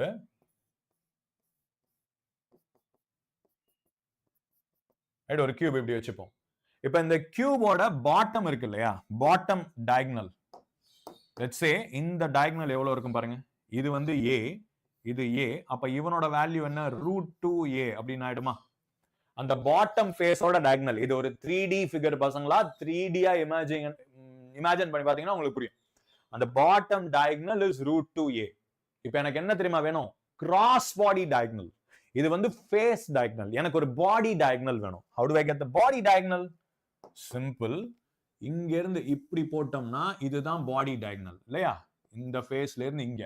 இப்ப இதை மட்டும் நான் எடுத்து தனியா போட்டேன்னு வச்சுக்கோங்களேன். If you look at this, எனக்கு இந்த பாட்டம் லைன் இருக்குல்ல, அது இப்படி இருக்கும். பாட்டம் லைன் இப்படி இருக்கும். எனக்கு இந்த சைடுல இருக்கு இல்லையா, இது இப்படி மேல வரும். அண்ட் ஃபைனலா இந்த சர்ஃபேஸ் இப்படி வரும். Right? If you pay attention, நம்ம இதுக்கு பேர் வச்சுக்கலாம் OAB. So this is OAB. இப்போ இவனோட இது √2a, இவனோடது a. அப்ப இங்க என்ன வரும்? If you use Pythagoras theorem, root of Pythagoras theorem use பண்ணா it's √2a the whole square plus a square which is √3a அப்படின்னு வந்து நிற்கும். ஸோ ஒரு கியூபோட பாடி டயகனல் எவ்வளோ அப்படின்னு பார்த்தா √3a, ரைட்? ஸோ நான் சார்ஜ் என்க்ளோஸ்டுக்கு, இந்த இடத்துல சார்ஜ் என்க்ளோஸ்டுக்கு I have to use lambda formula. Lambda equals Q enclosed by எனக்கு அந்த கரஸ்பாண்டிங் லென்த். இங்க that length is body diagonal √3a. So lambda into √3a equals charge enclosed. Okay. So அதை தூக்கி இங்க substitute பண்ணலாமா? Just lambda into √3 into a by epsilon naught. அவ்வளவுதான்ப்பா. So அப்போ what is lambda? அது already நம்ம क्वेश्चनல இருக்கு. 2 nano coulombs, right? So 2 into 10 power minus 9 into nano coulomb into √3 into a. A ஓட value என்ன? √3 centimeters. A is √3 centimeters. So √3 into √3 into 10 to the power minus 2, right? இந்த √3 வந்து ஃபார்முலால இருந்து இந்த √3 a ஓட வேல்யூ, ரைட்? a சைடு எவ்வளவுன்னு கொடுத்திருக்காங்க, √3 centimeters போட்டாச்சு. இப்போ எனக்கு and 1/4πε0 கொடுத்திருக்காங்களா? இப்போ இந்த இடத்துல எனக்கு எப்சிலான் நாட்டோட வேல்யூ தான் நான் சப்ஸ்டிடியூட் பண்ணி சால்வ் பண்ணணும். டெக்னிக்கலா எப்சிலான் 8.85 into 10 power minus 12 அதுதான் நான் சப்ஸ்டிடியூட் பண்ணணும். பட் क्वेश्चनல they have given us a hint. என்ன? வெறும் எப்சிலான் நாட்டை யூஸ் பண்ணிக்காதீங்களே, 1/4πε0 இதை யூஸ் பண்ணி எனக்கு ஆன்சர் சொல்லுங்க, ஈஸியா இருக்கும் அப்படின்னு சொல்லியிருக்காங்க. நீங்க ஆப்ஷன்ஸை பார்த்தாலும் ஆப்ஷன்ஸ் எல்லாத்துலயும் பை இருக்கு. நியூமரேட்டர்ல பை இருக்கு. ஸோ நான் என்ன பண்ணலாம், எப்சிலான் நாட் அப்படியே வச்சுட்டு into 4π by 4π, right, multiply and divide by 4π. அப்ப எனக்கு இதோட டினாமினேட்டரோட வேல்யூ என்ன வரும் பாருங்க, 9 into 10 power 9. ஸோ அதை நான் தூக்கி இங்க எழுதிக்கலாமா? So 9 into 10 to the power 9 into remaining values என்ன, 2 into 10 power minus 9, 2 into 10 to the power minus 9 into root 3 into root 3 into 10 power minus 2 into 4π, right, into 10 power minus 2, 4π. Yes, இதை solve பண்ணா we'll get the solution. What's the answer, people? பசங்க என்ன நீங்க answer போட்டு சொல்லி இருக்கணுமே. What is the answer? 10 power 9 and 10 power minus 9 cancel ஆயிடுமா? அடுத்தது root 3 into root 3 is 3. 3 into 2 எல்லா நம்பரையும் மல்டிப்ளை பண்ணீங்கன்னா you'll get the final solution. So multiply பண்ணா என்ன வரும்? இங்க I'll have 9 into இது 3 ஆயிடும், 3 into 9 into 3 into இந்த 2 மீதி இருக்கும் into 4 into pi into 10 power minus 2, right? So இங்க 4 into 2 8, 8 into 3 8 3s are 24. So 24 into 9, 240 minus 24, 216 அப்படின்னு வருமா? 216 pi into 10 power minus 2, 216 pi into 10 power minus 2. And இதை நான் ஃபைனலா simplify பண்ணா, after simplification this becomes 2.16 pi. So that's our answer, 2.165, right? Chill. Okay, so simple. And Newton meter square same, அது total thing அப்படியே ஆன்சரா வந்து நின்னுடும் நமக்கு. Done.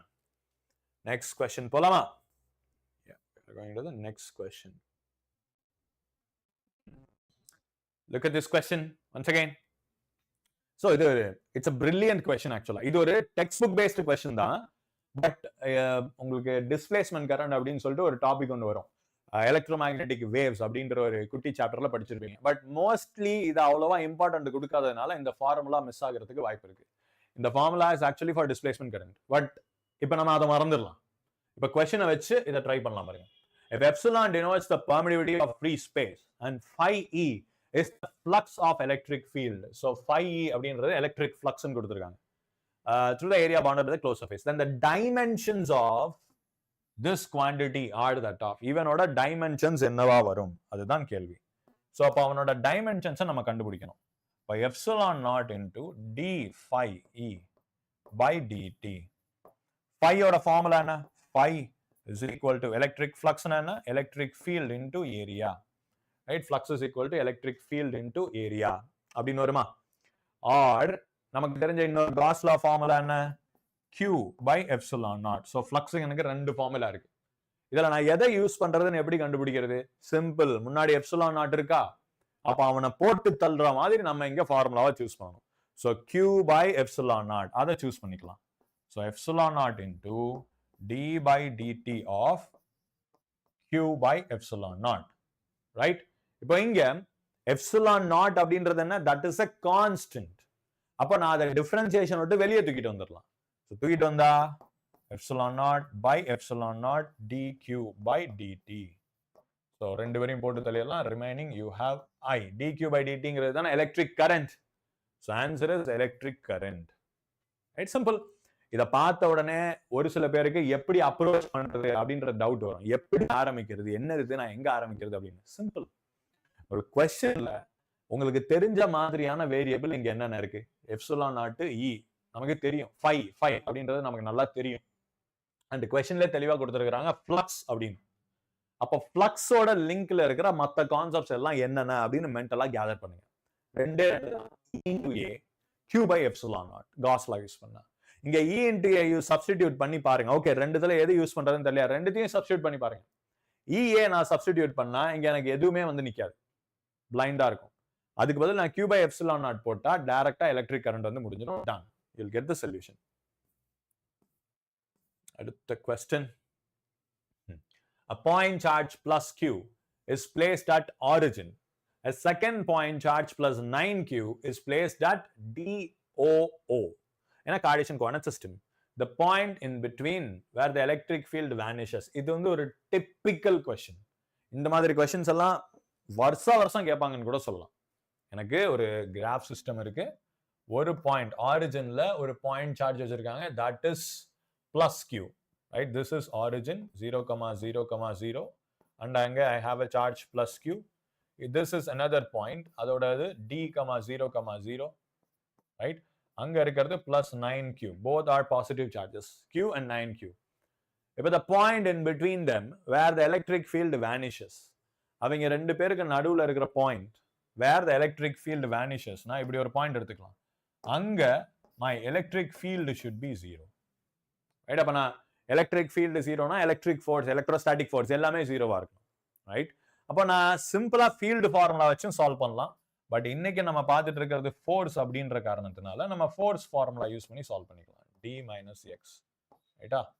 So இது x, அதை d minus x அப்படின்னு நான் சொல்லலாம். This is x and that is e minus x. This is, let this be point P. அங்க இருக்கிற எலக்ட்ரிக் ஃபீல்டு தான் எனக்கு 0 அப்படின்னு வரணும். எலக்ட்ரிக் ஃபீல்டோட ஃபார்முலா என்ன? k q by x square equals k into 9q by d minus x the whole square னு வரணுமா? அதாவது அந்த பாயிண்ட்ல இருக்கிற எலக்ட்ரிக் ஃபீல்டு ஈக்குவல் அண்ட் ஆப்போசிட்டா இருக்கணும். இந்த லெஃப்ட் சைட்ல இருக்கிறான்ல, இவன் அந்த இடத்துல எவ்வளவு ஃபோர்ஸ் கொடுக்குறானோ அதுக்கு ஈக்குவலா ஆப்போசிட்டா அங்க இருக்கிறவன் இங்க ஒரு ஃபோர்ஸ் கொடுக்கணும். அவ்வளவுதான். Right? Equal and opposite forces கொடுத்தாங்கன்னா சொல்லி முடிஞ்சது. இப்போ அதான் நம்ம கால்குலேட் பண்றோம். ஸோ இவன் இங்க ரெண்டு பேரும் ஈக்குவல் அண்ட் ஆப்போசிட்டா இருக்கணும். That's it. இப்போ இங்க காமனா இருக்கிறது k and q கேன்சல் ஆயிடுச்சா? இப்போ ரிமைனிங் கிராஸ் மல்டிப்ளை பண்ணிக்கலாம். d minus x the whole square equals 9x square. இப்போ மொத்தமா ஸ்கொயர் ரூட் எடுப்போமா? Taking square root commonly, d minus x is equal to 3x அப்படின்னு வரும். அடுத்தது d equals 4x. so d by 4 equals x.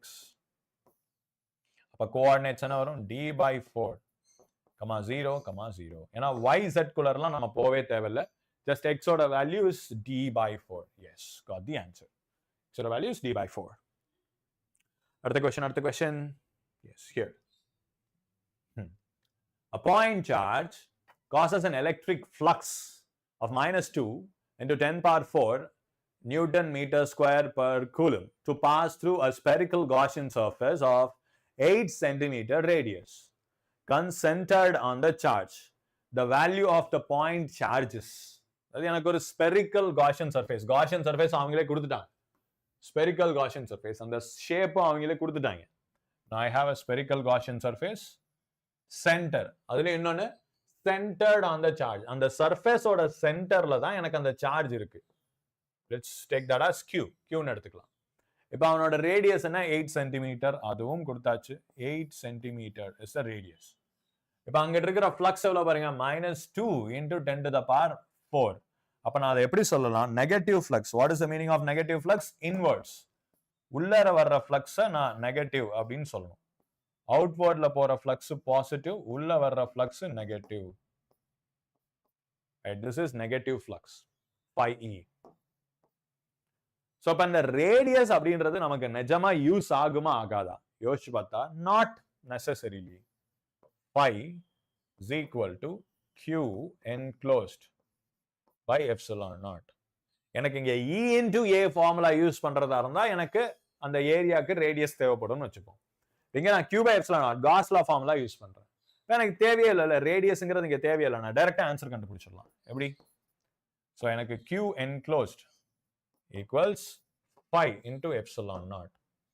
Now q enclosed க்கு 5 into epsilon naught. So q enclosed equals 5 எவ்வளோ? -2 into 10 to the power 4 into epsilon naught ஓட value. Okay, good. அதையும் கொடுத்துட்டாங்க கொஸ்டின்ல. 8.85 into 10 to the power -12.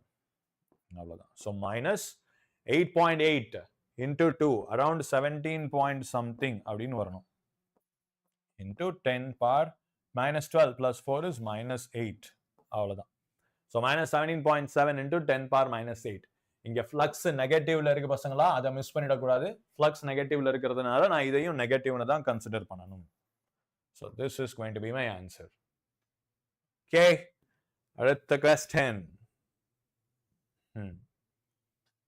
A particle of mass m and charge q is fastened to one end A of a massless string having an equilibrium length L.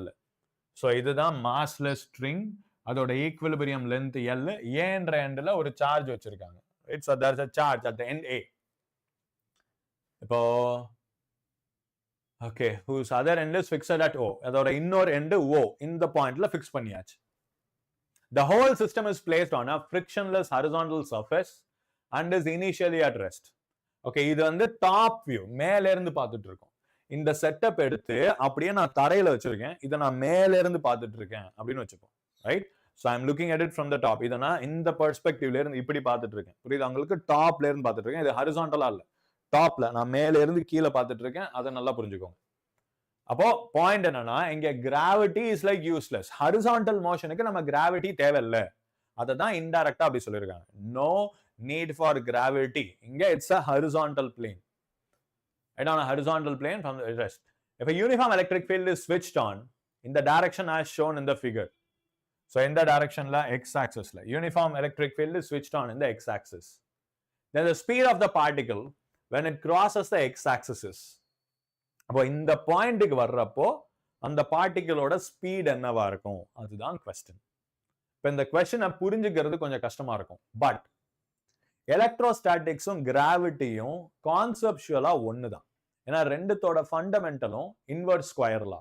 அப்ப இங்க நீங்க கிராவிட்டியோட ஹெல்ப்பை use பண்ணிக்கிட்டீங்கன்னா ஈஸியா டப்புன்னு solve பண்ணி முடிச்சிடலாம். என்ன? பெண்டுலம். எப்படி சால்வ் பண்ணலாம்னு பாத்தீங்கன்னா, நான் கன்சிடர் பெண்டுலம். எனக்கு மேல இருக்கிற பாயிண்ட் இப்படி இருக்கு, திஸ் இஸ் த ஒரிஜினல் பெண்டுலம்னு வச்சுப்போம். இவனை நான் இப்படி எழுத்துட்டு போறேன், இங்க எழுத்துட்டு போயிட்டு நான் அவனை ரிலீஸ் பண்றேன். ரிலீஸ் பண்ணா அவன் இங்க இருந்து இங்க வருவானா? அவ்வளவுதான். அதுக்கப்புறம் ஓவர் வந்துட்டு ஹீல் கண்டினியூ ஆசிலேஷன், இப்படி இப்படி மாறி மாறி ஆசிலேட் பண்ணிட்டே இருப்பான். இப்ப கொஸ்டின் என்னன்னா, இங்க நான் ரிலீஸ் பண்ணதுக்கு அப்புறம் இவன் இங்க இருந்து இந்த பாயிண்ட்டுக்கு வர்றப்போ what will be his velocity? Right? இவனோட வெலாசிட்டி என்னவா இருக்கும் அப்படின்றதுக்கு நம்ம என்ன லாஜிக் யூஸ் பண்ணுவோம் பாருங்க, எனர்ஜி கன்சர்வேஷன் யூஸ் பண்ணுவோமா? இங்க இந்த பேஸ் பாயிண்ட்டை கம்பேர் பண்ணும்போது there is a certain height, right? அப்போ இங்க ஒரு பொட்டன்ஷியல் எனர்ஜி இருக்கு. இதை ரெஃபரன்ஸா வச்சு பார்க்கும்போது இங்க ஒரு பொட்டன்ஷியல் எனர்ஜி இருக்கு.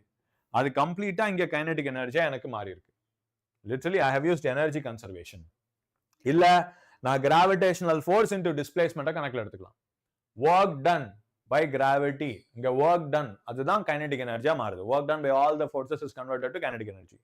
இங்க vertical directionல எனக்கு work done அப்படின்றது gravitational force into அந்த height. So mgh is equal to half mv². அதே லாஜிக் தான் இங்க நம்ம அப்ளை பண்ண போறோம். எலக்ட்ரோஸ்டாட்டிக் ஃபோர்ஸ்னால வர்ற work done will be converted to kinetic energy. So எப்படி? இங்க எலக்ட்ரோஸ்டாட்டிக் ஃபோர்ஸ் எந்த டைரக்ஷன்ல இருக்கும் பாருங்க. இங்க the force is going to be இந்த டைரக்ஷன்லயா, ரைட்? இங்க E இப்படி இருக்கு, அவன் பாசிட்டிவ் சார்ஜ், அப்ப இவனோட ஃபோர்ஸ் இந்த டைரக்ஷன்ல இருக்கும். இங்க கிராவிட்டி செட்டப் நம்ம பார்த்தோம்ல, அது அப்படியே ஹரிசான்டலா திருப்பி இங்க வச்சிருக்காங்க. நான் ஒரு பெண்டுலம் வச்சிருக்கும் போது லைட்டா ஒரு சைட்ல இழுத்தா கூட கிராவிட்டி டவுன்வர்ட்ல தான் ஆக்ட் ஆகும், அதனாலதான் அவன் கீழே வருவான். அதே மாதிரி இங்க எலக்ட்ரோஸ்டாட்டிக் ஃபோர்ஸ் இந்த டைரக்ஷன்ல, ரைட்? இந்த டைரக்ஷன்ல. பட் அவனை நான் நார்மலாவும் டான்ஜென்ஷியலாவும் ரிசால்வ் பண்ணலாம். ரிசால்வ் பண்ணும்போது it is because of the tangential component அவன் கீழே வருவான், ரைட்? அவனோட நார்மல் காம்பனன்ட் எதுவும் பண்ணாது, அவனோட டான்ஜென்ஷியல் காம்பனன்ட் கீழே வருவான். பட் இது எனக்கு தேவையே கிடையாது. இங்க எனக்கு தேவையானது என்ன தெரியுமா? இந்த இடத்துல அவனோட ஃபோர்ஸ், ஹரிசான்டல் ஃபோர்ஸ் எவ்வளவு இருக்கு, இந்த டைரக்ஷன்ல இருக்கிற ஃபோர்ஸ் எவ்வளோ, நம்ம Q into E சொல்லலாமா?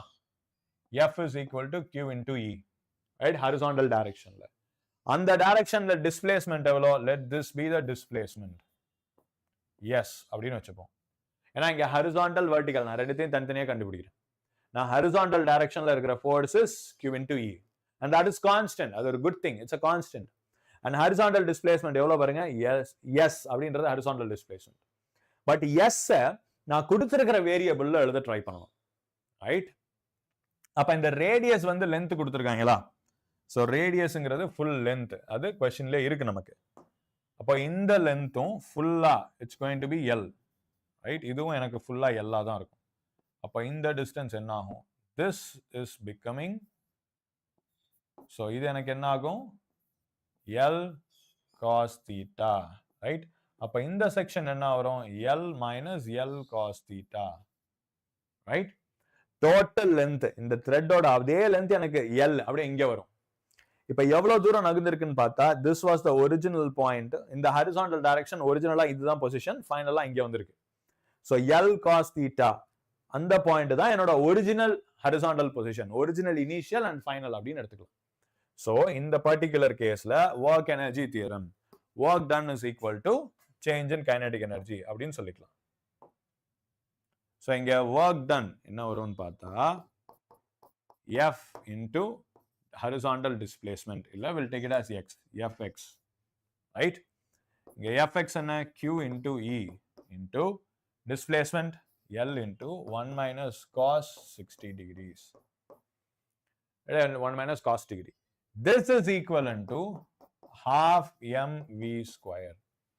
இதுதான் அந்த பாடி இங்கிட்டு வரும்போது, இவன் அப்படியே சுத்தி இங்க வரும்போது அவனுக்கு இருக்கிற கைனடிக் எனர்ஜி இந்த ஃபோர்ஸ்னால நடந்த ஒர்க் டன். அந்த ஒர்க் டன் தான் அங்க கைனடிக் எனர்ஜியா மாறி இருக்கு.